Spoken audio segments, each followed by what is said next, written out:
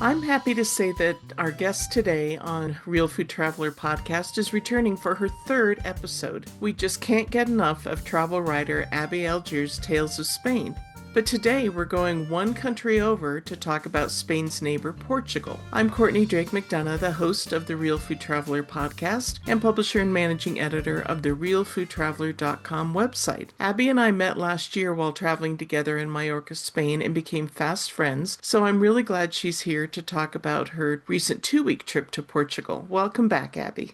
Thank you, Courtney. It's so great to be back. Yeah, I've never been to Portugal, so I'm anxious to learn more about it from you. And for our listeners who also haven't been, this will be an education. But for those who have been to Portugal, I'm sure they're going to discover some new reasons to return. So let's start with your itinerary and why you were there.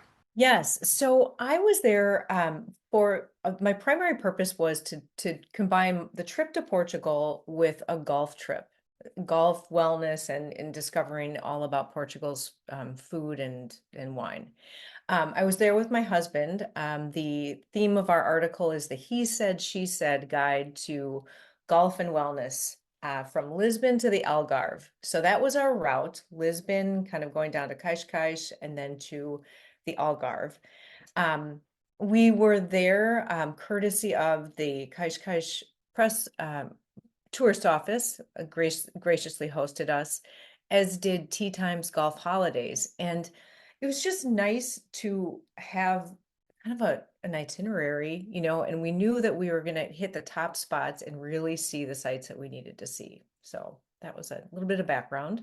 Right. So they created the itinerary for you? Yes, Oh, that's they nice. That's always nice. so nice. Yes. Yeah. So you stayed in 9 different places, from city boutiques to beach hotels and golf resorts. How did those hotels shape your experience of each region? Yes, so it was quite a whirlwind. I think the total number of days was, I think, either 12 or 13 days in 9 hotels. So a few of our hotels, we had 2 nights where we stayed, but most of them we were, get there in the afternoon, enjoy the place, enjoy their dinner, and then pack up in the morning.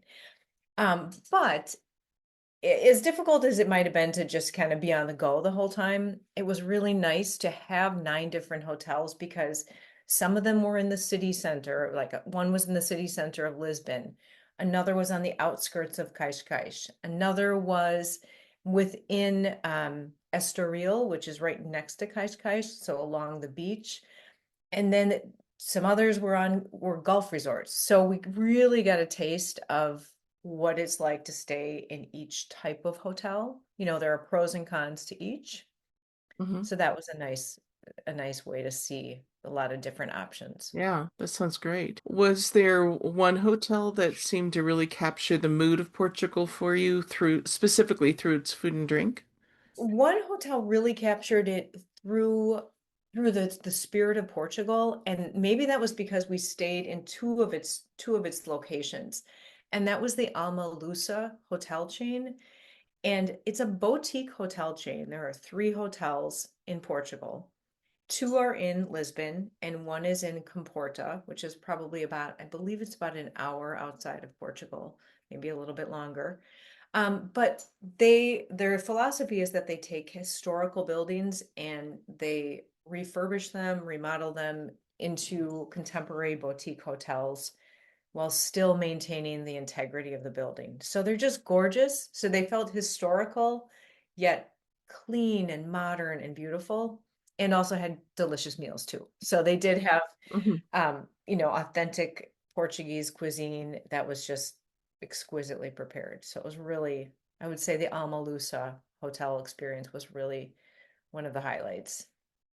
As you know, with Real Food Traveler, we love to encourage people to talk to the locals about their recommendation for food and drink, local places to go, mom and pop restaurants, and that kind of thing. So, did you have some memorable interactions with any of the locals there about the food scene? Yes, we did. And this is something I tried for the first time. So when we landed in Lisbon on our first day, whenever you're from a transatlantic flight, you're exhausted and you have to stay awake the whole day and you kind of don't know where you are in the city. and you're always hungry and there's potential for being hangry. Okay. So I was trying to prevent that scenario with my husband and I booked us a tour with Eating Europe. And Eating Europe's philosophy is that they use local guides to take tourists to local spots. They're not tourist spots, they are off the beaten path, or they're the place where the tourists don't necessarily go. So that's really nice because it's not as crowded. It's different than, the typical things you do. And it's most likely less expensive. And you get a flavor for what are your options within a city. So we did that the first day and we went to, I think, 5 or 6 different restaurants. So we got to sample some different dishes, try some different wines, and just get a flavor for our trip before we even started.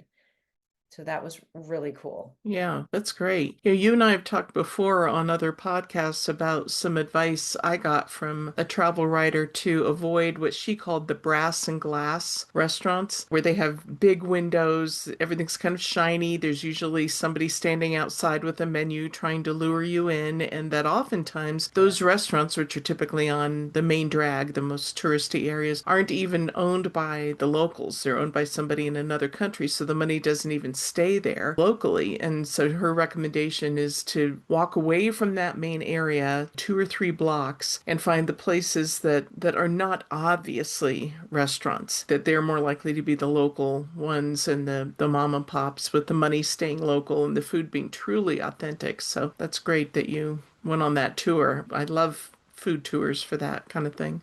Yeah, such a good tip. And I did I was in Spain 2 weeks after this and did the exact same tour where I learned this tip, which I believe applies to Portugal. One way to tell if you are in a city, a European city, if it's a local spot or a tourist spot, if you know how they have outdoor seating a lot at restaurants, Hmm. if there are high tables with no chairs, chances are that's a local hangout. So that's kind of a tip off if you're trying to decide like, are those tourists or is it, you know, a local spot? The high tables are an indicator that you might want to go there. It's That's interesting. So, like, if you saw a high table but it had a stool or a chair to it, that wouldn't Yeah, qualify? that's a good question. And when I said that out loud just now, I was like, but there were some, there were some stools. I think maybe even if it did have stools, it would also be a local spot. Maybe that's your first tip, and then take a look at the people. I think when I was taking the tour with the guide, there were no chairs, Yeah. and but I believe it's just the high tables, maybe in general as Right. well. Well, I can imagine, like, for tapas restaurants, you are just Yeah, standing at a table and grabbing something quick and moving on to the next tapas. exactly, Yeah, that makes exactly. sense. That makes sense. Okay. I know you speak Yeah. Spanish pretty darn well, if not completely fluently, but you were in Portugal. So how important was it for you to learn a few words of Portuguese or at least understand basic menu terms to be able to get by on this trip? I would say I would just start with the caveat. It's always nice if you can say hello, good afternoon, good evening, thank you, please, in whatever language of the country you're in. I always try to get those basic phrases. But beyond those, especially in Portugal, many people speak English. And the reason is on their televisions, it's the government puts English subtitles. So people, or I'm sorry, the shows are in English and they have Portuguese subtitles. So many kids and adults do know English, so that helps. And then as a Spanish speaker, I found that if they didn't know English, they knew Spanish because it's right next door. And then the menus, wherever we went, they looked at us and they handed us the English menu. So Mm-hmm. it's like, so it was never a problem, really. Mm-hmm. Interesting. Um, yeah. Good. So if a real food traveler listener has only 1 week to travel, is there one stretch of your itinerary that you tell them they've got to do? I would say if you have a week and want to be really adventurous and cover a lot of ground, I mean, our trip where we flew into Lisbon and then we spent one night there, or actually 2 nights, and then did our kind of our beach portion with Cascais, that area, um, and then went to the Algarve. So you could do that and spend maybe 2 or 3 days in each place. But I would say to truly enjoy the area, maybe spend, 3 days in Lisbon, 3 days kind of in the beach towns around Lisbon, and then head back to Lisbon to fly out. I mean, that's a great way to see the area, and you can take some day trips and really enjoy the area. Another thought is to fly into Lisbon and to go down to the Algarve, and then you can fly out of Faro. So that could be another opportunity. I know that Faro has some direct flights to spots in the US, I believe maybe New Jersey. So that's just something to look into. You don't have to necessarily fly into Portugal. I'm sorry, to Lisbon. Hmm. So that's a way you could extend your trip. Okay. Typically, it's less expensive to fly in and out of the same destination, though, isn't it? Have you Yes, found? Yeah. yes. Okay. Okay. But Not okay, always here's convenient. yes, exactly. Yeah. And here's just another just kind of fun fact. We always fly Iberia Airlines just because we typically go to Spain. But so there is no direct flight from where I came from, Chicago to Lisbon via Iberia. But Iberia Airlines has a program called Stopover Madrid. So if you, for example, like let's say you want to go to Portugal and you're flying Iberia, and it'll have its hub in Madrid. So you land in Madrid, you could stay 3 nights in Madrid and then hop back on a plane to Lisbon at no extra cost. So it's Wow. a way to enjoy the city. You can add that on to either end of your trip. So you could do your stopover on your way back. Like, fine, I'm done with my trip in Lisbon, flying back to Madrid, stay there a couple of nights, and then head home. So Does it have to be 3 nights? Or it doesn't have to be three. I oh, okay. believe it's up to 9. Oh, Check the wow. website for Iberia Airlines, but I Huh. believe it's up to 9 nights. Wow. And it's Interesting. called the Stopover Madrid program. Yeah. Wow. Yeah. Cool. Good to know. Thank you. So, what Yes. are 2 or 3 simple things travelers could do to eat better and more authentically when they're in Portugal without spending a fortune? Good That's always question. the key, right? Yes. Yes. Well, I am now just a firm believer in food tours because, while you might pay, I think it was around 60 euro for the tour per person or something like that. Don't quote me on it. Okay, so that is an investment of sorts. It's like per person for a night, right? Rather than for your meal. But it gives you an oversight of places you can go. So you don't waste your time and have experiences in restaurants that you get there and you really don't Mhm. like. So the food tour gives you samples of different types of food and different restaurants. So I would say that's one strategy. Another strategy in Portugal, they don't have tapas, whereas in Spain, tapas are the small meals, and you might go snack, eat tapas in several bars or restaurants. In Portugal, they're called pasticos, and they're more like small plates. So it's a way of getting a small plate, small sample of something, sharing it with the table, getting another one. So it's kind of like you plant yourself in one place and then you get small portions. But it's a less expensive way than having a large meal. Hmm. So I would say look for that, or look for like a menu of the day, which could be in the mid-afternoon, and have your larger meal then. Mm-hmm. And then also take advantage of hotels that have breakfast built in because it's always so good. The European breakfasts are so delicious. Um, and a hot tip while you're at breakfast, I always talk to people in the area and try to get tips on places to go and just see what other travelers have been doing. So it's kind That's of, a great idea. yeah, And I know you and I have talked about this before, that one of the things I really like about food tours, if you're going to be in that destination, more than a day, you now know about 4, 5, 6, however many restaurants. And if there was something really fabulous at one, or you really like the atmosphere, now you know about that place and you could go back for, a full-on meal. So it's a great way to just to get acquainted with what the restaurants are in definitely. an area. definitely. as well as the neighborhoods too, because they usually have you walking around quite a bit and seeing different Yeah. things. Yeah.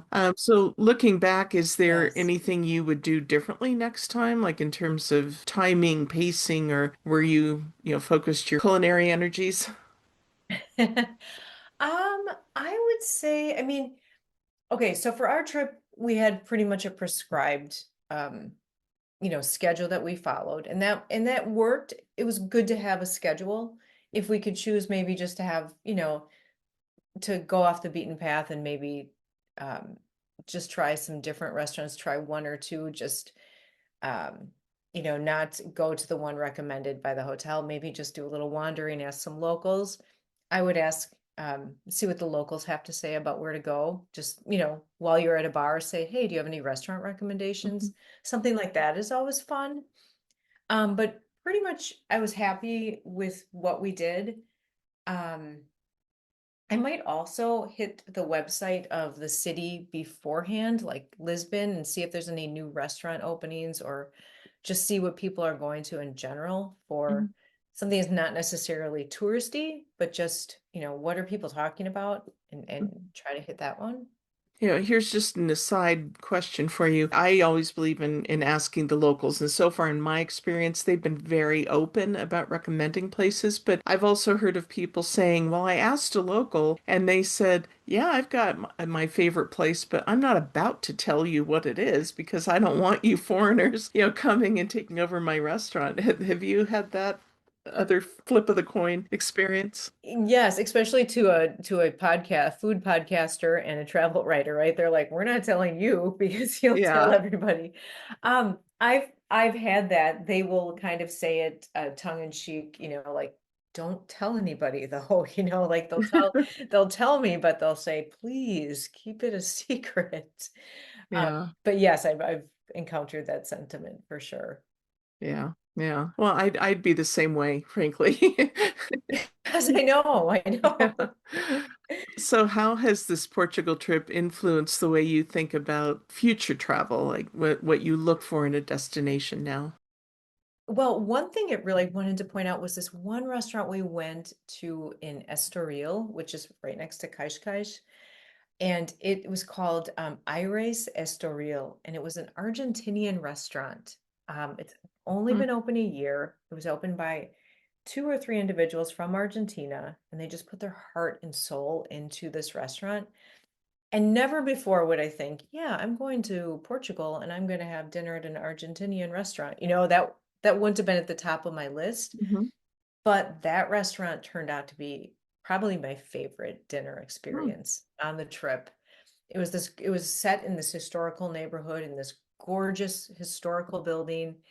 And you felt when we were inside, the music was very, Argentinian, but the atmosphere felt like I was in New York City in a really cool, hip bistro. And then the food was delicious. And so never would I expect that. So I would say I just I want to look for things that I might not, you know, necessarily associate with a place. Hmm. Not it's not always the Portuguese seafood place you have to go. You could go to something else that's completely off the map and have a great experience. Okay, good advice. So if you could teleport yourself back to one moment from this journey, where would you land and what would you be eating? Oh, that's a great. Well, I actually would go back to that Argentinian restaurant. It was Really? so delicious. Yes. Huh. Um, I had some, I believe, sautéed spinach and just some beautiful vegetables. My husband had, I don't really eat meat, which was, unfortunate because there were a lot of meat dishes, but he Hmm. enjoyed his meal so much, and the wine was exquisite. The desserts were just out of this world. So I would go back to that restaurant for Okay. sure. Or on our last day, we were walking around Lisbon and we came across this deli and they had Brussels sprouts. And I'm like, I miss Brussels sprouts. So I had some deli Brussels sprouts, in the middle of the day, our last day, Hmm. but those were delicious. So I have to ask, how did Portugal prepare Brussels sprouts? Great question. And that's why I ordered them because I was wondering.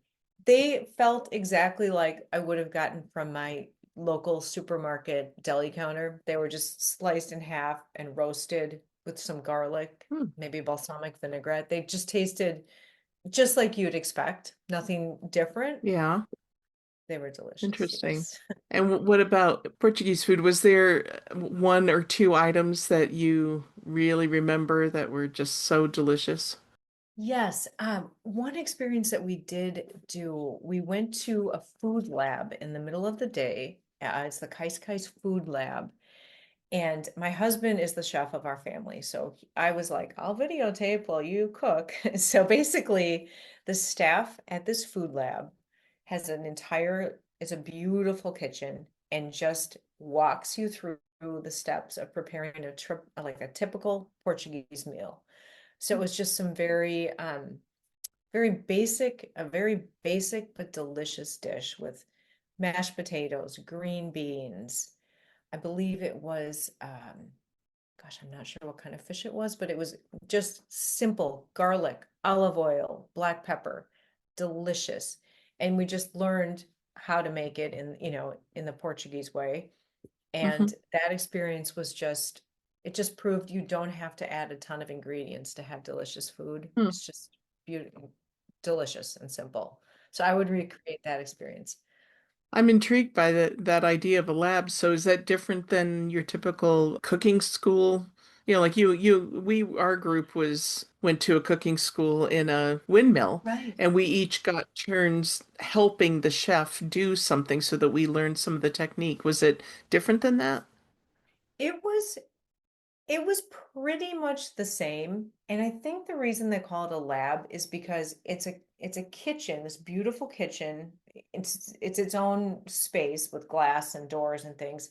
It overlooks this giant market, this giant food market that locals come to on Saturdays for sure. It might be another day during the week, but so they get all of their food locally sourced. Um, and use those foods, use local vendors. So everything is sort of, a partnership with local area food and talent, which was really cool. But as far as the setup, it's pretty much like a cooking school. Um, it's just, yeah, they let you do it along with them, I guess. Yeah, yeah, yeah, it was. Well, so now we have people chomping at the bit to visit Portugal, I'm sure. What are some good sources of information and planning to go? I would always, I always suggest, you can Google, you can do ChatGPT, you can do all of those things. And those, don't get me wrong, those help. But I think nothing is like asking people who are experts who live there. So I always say, get in touch with the local tour board. They want to help you. They want people there. When you're in the city, stop at their office. It's usually like in a very touristy area, and they've got so many resources and they want to help you. If you're just like in the middle of the day lost and like, I don't know what to do, stop in the local, like visit Kais. We went to their offices. They're beautiful and they're just like so helpful. Another thing as a golfer, again, I'd never thought of using a tour company really. I mean, I know they exist. I'm in the industry, but I always just kind of plan things on my own. But Tea Times Golf Holidays is the company that we worked with, and they are a local company in Portugal. So that means they know everything. They had a driver that, picked us up. They they had every spot that we went to just well planned and they knew what to look for. They knew like you have to go here on this day, you can't go here. So I would say work with local tour companies as opposed to maybe even using those in the country where you live. It just is that way you're getting the real story of people who live there. So You can plan that ahead of time with them? yes, Okay. yes. In fact, you would just go to their website. Like for example, if you're I want to go on a golf tour in Portugal, I would say go to Tea Time Golf Holidays, their website, and you can see all of the courses, the area. They do tours in Portugal and Spain, so you could do a dual country tour, and they will also like tell you what restaurants to go to. They'll make your accommodations, they'll make your tea times, they'll take care of your transportation. So just takes some of the hassle out of planning everything. Mm-hmm. Um, so yeah, so that's one thing. And then another just tip I always like to say is you don't just have to, if you want to go to Portugal and you just kind of don't know where to begin or what kind of a trip to plan, I always say, what are you interested in? Because I like the idea of combining a trip to Portugal or someplace like that with something that you really enjoy. Do you want to work on your painting? Do you want to work on your writing? Do you want to finally learn a language? Um, Maybe a future time I'll come on and talk about my time in Spain, but there are organizations called Language and Luxury, and if you wanted to, let's say you wanted to go to Portugal to learn Portuguese, they have a program in Lisbon and I believe Porto, where you can learn Portuguese with, a personalized instruction, 2-hour instruction, and then they will arrange luxurious accommodations for you. So it doesn't have to be like your backpacker's day at school, going to a country. You can customize your trip any way that you want. So I just always say, what are you interested in besides traveling to a country, and look for ways to combine the two. And it's really an enriching opportunity. That's a great idea. There's so many resources out there you just Yeah, don't know about. It's just there really amazing. are. There really are. Yeah. And sometimes one idea leads to something entirely different, but at least it gets you started. Yeah, yeah, definitely. Well, you are always going somewhere awesome. How can people follow along on your travels, like on social media? Yes. So I am at Abbey Algiers on the social channels, ABBEYALGIERS. I also have a Substack, a weekly Substack where I talk about my travels, and that is abbeyalgiers.substack.com. And you can find that if you go to my Instagram account, or I'm abbeyalgiers.com. Okay. Just use my name and you can find me. Okay. Great. Yes.